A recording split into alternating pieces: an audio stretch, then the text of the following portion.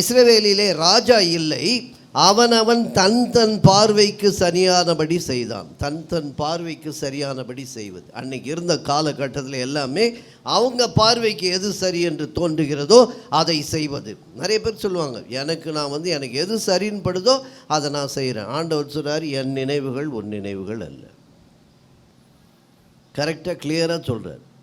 உன் வழிகளும் என் வழிகளும் ஒன்று அல்ல. உனக்கு சரியானபடி செய்கிற அப்படின்னா போ. கடைசியாக எங்கே போவேன்? மாவாட்ட தான் போவேன். ஹல்லேலூயா.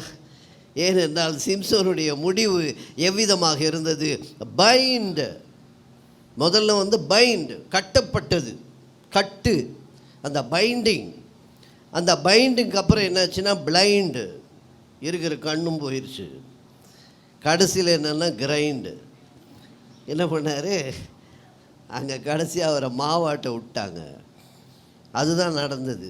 ஏனென்றால் முதலிலே கட்டிலே விழுந்து விட்டால் நீ கண்ணை இழந்து விடுவாய். கண்ணை இழக்கும்போது மண்ணை கவிக்கொள்ளும் நிலைமைக்கு நீ தள்ளப்படுவாய். ஹல்லேலூயா. இதை தான் நாம் சிம்சோனுடைய வாழ்விலே நாம் பார்க்கிறோம்.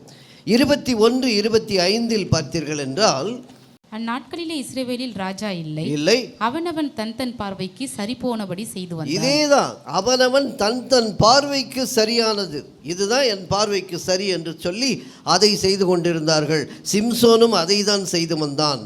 13:1, இஸ்ரவேல் புத்திரர் மறுபடியும் கர்த்தரின் பார்வைக்கு பொல்லாப்பானதை செய்தபடியால் கர்த்தர் அவர்களை 40 வருஷம் பாருங்க. மறுபடியும் பொல்லாப்பானதை, மறுபடியும்னா என்ன? இதே வேலையா போச்சு, இதே தொழிலா எடுத்துட்டு பண்ணிட்டு இருந்தான். பொல்லாப்பானதை செய்து கொண்டே வருவது. கர்த்தர் அவர்களை 40 வருஷம் அளவும் பெலிஸ்தரின் கையிலே ஒப்பு கொடுத்தார்.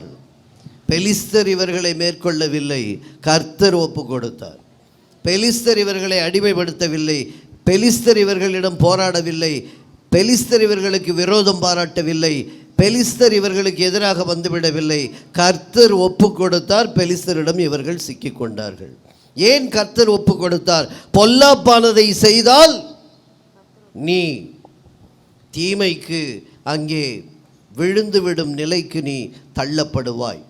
அப்படி தள்ளப்படுவதற்கு கர்த்தரின் அனுமதியும் உள்ளது என்பதை மறந்துவிடக்கூடாது. கர்த்தர் அனுமதிக்கிறார். அதை அனுமதிப்பதினால் இதை அவர்களுக்கு ஏன் இந்த பிரச்சனை வந்தது என்றால் அதற்கு காரணம் கர்த்தர் ஒப்பு கொடுத்தார்.